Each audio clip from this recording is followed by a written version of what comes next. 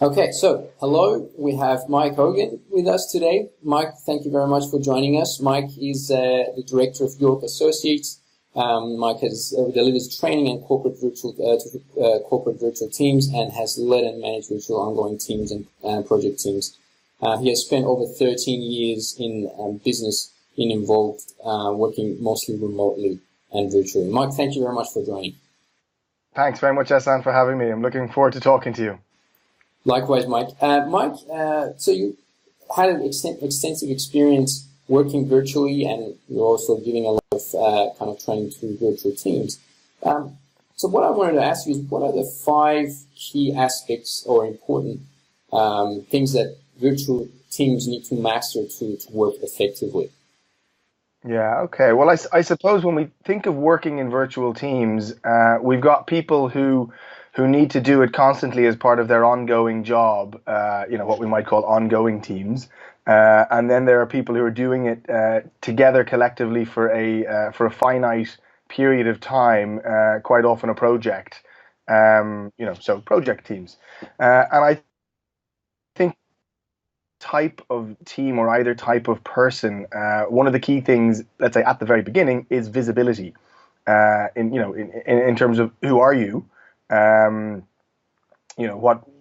what's your name, where are you from, what do you do. Quite often, I work with people who might receive an email or a request to provide something from someone on the other side of the world, but within the same organization, that maybe don't even introduce themselves at the beginning of the mail. They might just say, "Hi, Ehssan, can you please send me the XY report? Thanks a lot, Mike." And you're looking at this and you're going, okay, first of all, who are you? Secondly, I'm really busy. And thirdly, how important is this for me to do this for you? So visibility, I think, is really important at the beginning of any virtual interaction. And it just comes in the form of a simple introduction, which may actually even be a simple phone call more than an email. For me to find the time to work out the time zone, to give you a call in Sydney and say, "Hi, Ehssan, this is Mike here up in York in the UK. I'm working on this particular project at the moment, and this particular person suggested I give you a call because you might be able to send me that particular report." So it's just about having the visibility to say hi and who you are, really, I think is the first point. Um, the second one, I would say, moving on from that then, and quite closely linked, is trust. Which is obviously the foundation of all business, whether we're working face to face, co-located, or we're virtually dispersed, is trust. You know, again, comes back to the question of who are you? Why should I believe you? Are you any good at what you do? And are you going to do what you say you're going to do? So in that case, we often distinguish. When I often work with let's say newly formed virtual teams, which may be so because of maybe an acquisition. So I recently had a client here in the UK who had been recently acquired by an American company, and so in one respect they were not, let's say, used to reporting overseas because they were used to reporting to themselves. But secondly, they were aware of the fact that they had to work on not only their visibility, but to communicate upwards the level of knowledge and know-how that they had within their teams and within their organizations. So I suppose coming back to trust, we often distinguish between what, at least what I call, or what we call, quick trust and deep trust. Quick trust is what I suppose how we define it. What we do when we're getting to know each other and we need to develop trust quickly. We don't have time to build up experience with each other because we need to know that this person is the right person on the team or the right person in the job, and so on and so forth. And so we often do that the same way that you did for me at the beginning of this call, is that we speak a little bit about our experience. We say, I've been in this role for so many years. I've worked on these types of projects with this type of company, or maybe with this person that we both know together. So all of these things generate commonality, and they generate a sense of, okay, this person knows what they're doing, they have experience in doing what they're doing, and so I can trust them until I get to know them, and then I'll decide again. And this is then when we start coming into deep trust, which is built on, reliability, credibility, integrity, and all of these things that we can only learn about an individual after we've been working with them for a period of time. So there's the two dimensions. So credibility is the quick trust where basically you check whether the person is qualified, and then as you work with that person, then it moves more into the deep trust.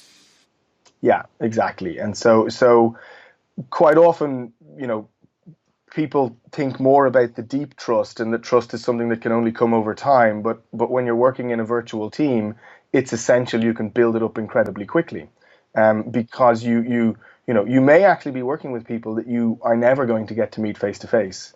And again, making the time to actually have a phone call or even a video call, if possible, just breaks down the barriers of the unknown. Because if there are things that are unknown about me or about you, then I'm probably going to take my best guess. And quite often that's what we do, is we take a guess rather than actually communicating or talking to people about who they are. So I often see this time and time again, is that when people are kind of plunged together to work on a project or a task or something, they go straight to the task. And then, without this foundational level of trust, it can be very difficult to build relationships. And without relationships, then it's difficult to actually get your job done. And then teams start to encounter problems. And then they start, working backwards and thinking, well, how can we fix these problems? So setting things up from the very beginning can set up the teams for success, basically. Fantastic. And the third one, you've mentioned clarity. Yeah, so I was kind of thinking as well. Well, where do we go from there if we've kind of? I suppose I'm thinking of these points chronologically, but they can all happen almost simultaneously or in quick succession. And so, by clarity, I meant clarity of common goal. Let's take, for example, another client that I work with.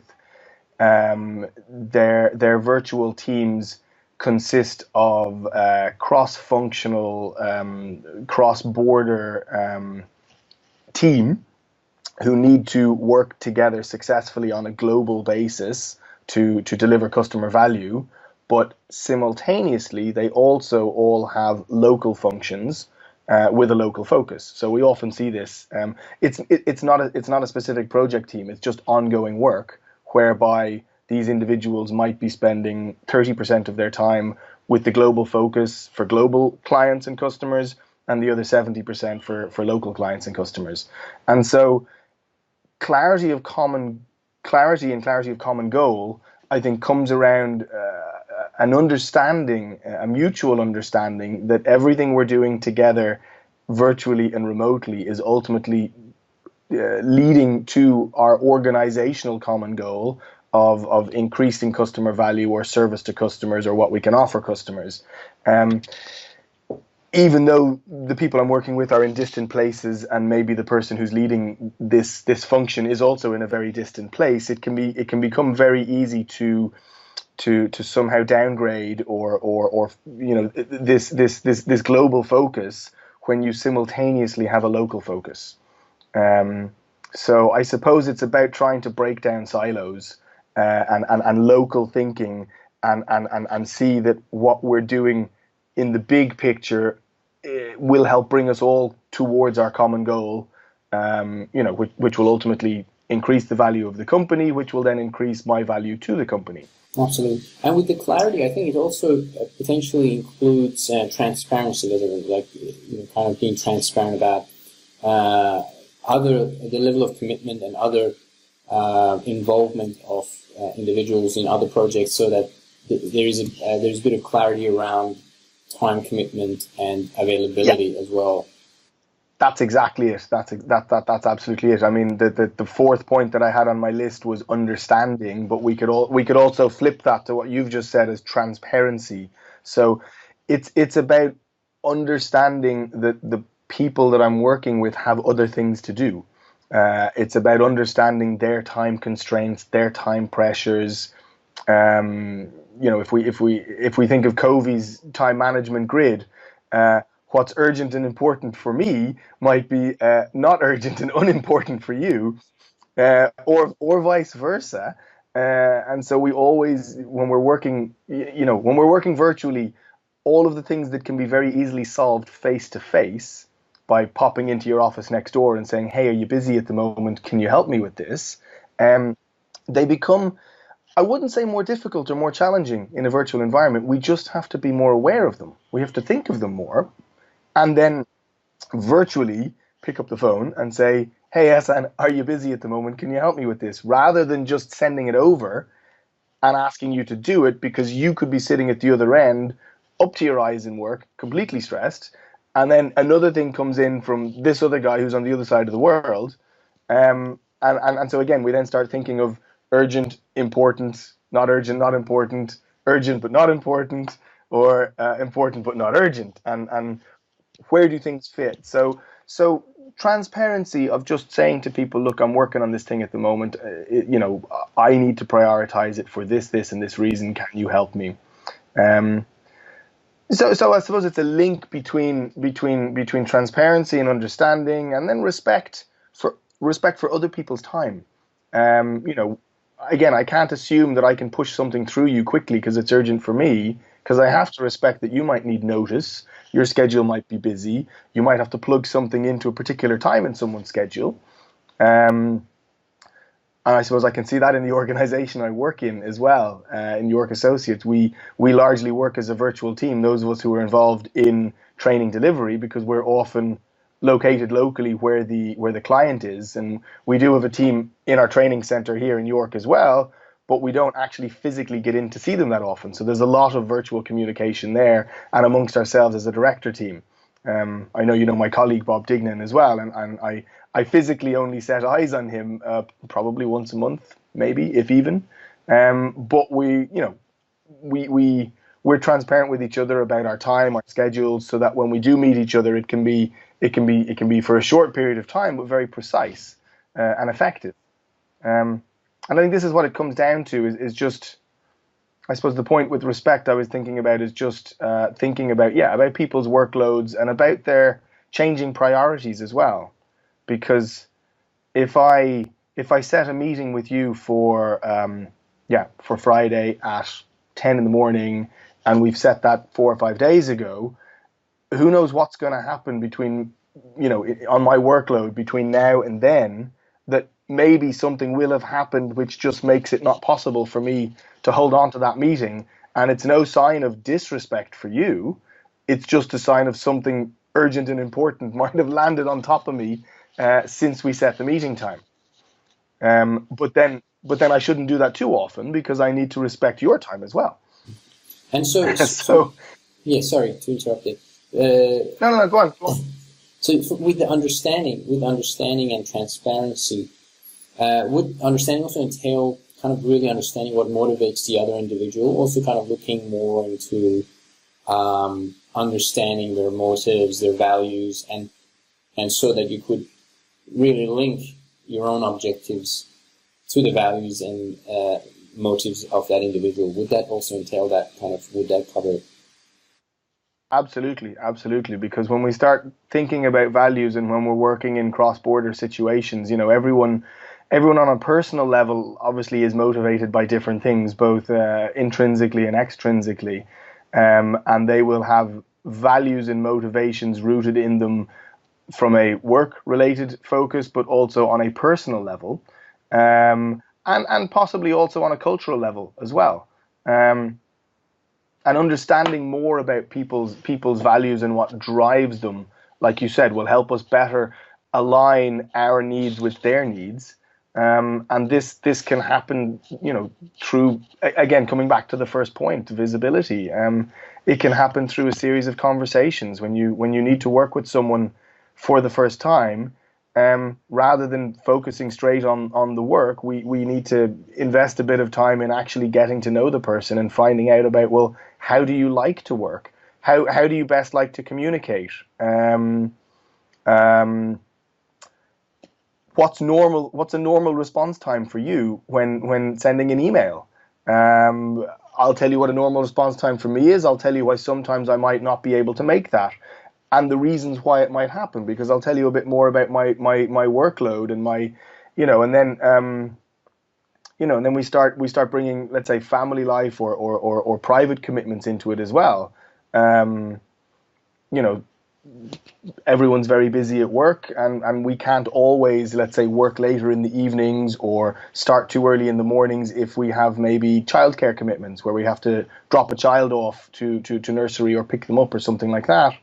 And so understanding that about each other, the people that we work with, will enable us then to not make, let's say, requests of the other person that they may perceive as unreasonable. So, for example, it would be unreasonable of me to be scheduling a meeting with a colleague of mine for 5:30 p.m. when I know that they have to pick their child up at 5:30 p.m. from the nursery, or 6, or whatever time it happens to be. And so, yeah, so it's about because for them that particular act in their day might be one of the most important things for them that they actually choose to prioritize, and they're more than willing to skip their lunch break or to come in at 7 in the morning or 6 in the morning to have that meeting, but the 5:30 p.m. cutoff is holy for them, or whatever it might be. It might, so yeah, it's I suppose it's a matter of trying to understand what drive people more and where their areas of flexibility lie and where they don't. Fantastic. And finally, we have patience. Yeah, the fifth point, patience. Again, working face to face with people can at times be frustrating, but doing it virtually, the risk of frustrations blowing up can become an awful lot higher because we communicate, because we rely so much on, let's say, non-oral communication, so emailing basically, and it's so easy to misinterpret tone and intention in black and white text, because when we're reading an email, we either read it with our own voice in mind in our head, or we read it with how we assume the other person may have intended something, and it can be very, very easy to read wrongly into an intention.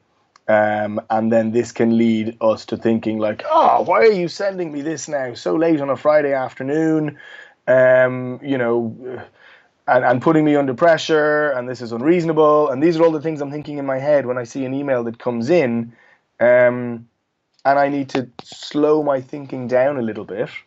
And maybe, I suppose, empathy links in with patience as well, as to just be aware that we don't necessarily know what's going on the other side of that email.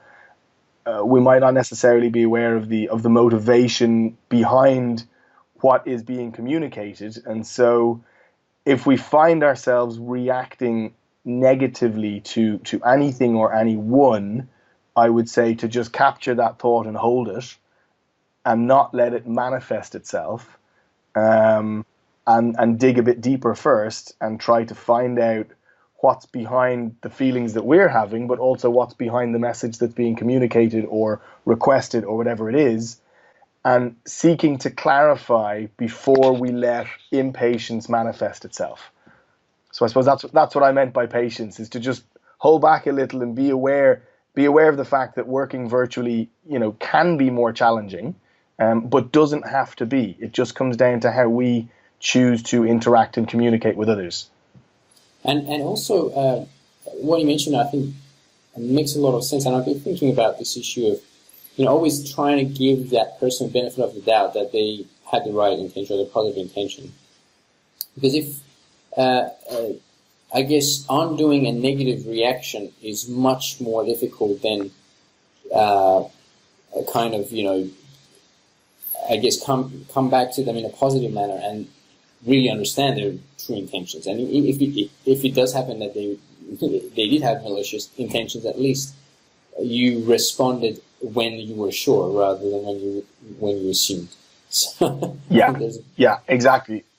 It's very, it's not impossible, but it is more difficult to come back from something that maybe has manifested itself now negatively. And even if that's a thought in your own head, even if it didn't articulate itself, but you allowed it to manifest negatively in your own head, it can be difficult to admit to ourselves that we were wrong, even if it doesn't involve admitting to anyone else at all. So I think we can all kind of benefit by regularly reflecting on the interactions we have with others and the relationships we have with others, and how they're made more difficult in virtual environments and virtual teams. Absolutely. And from my understanding, all of these 5 points are building on top of. I'd say each one needs to build on each other, but most likely in quick succession, or in the order in which we will encounter them. So, so visibility and trust will obviously come quite quickly at the beginning. It's the foundation of building a relationship, and it's the foundation of letting people know who we are, what we can do, what our skill set is, and what value we can bring to the team.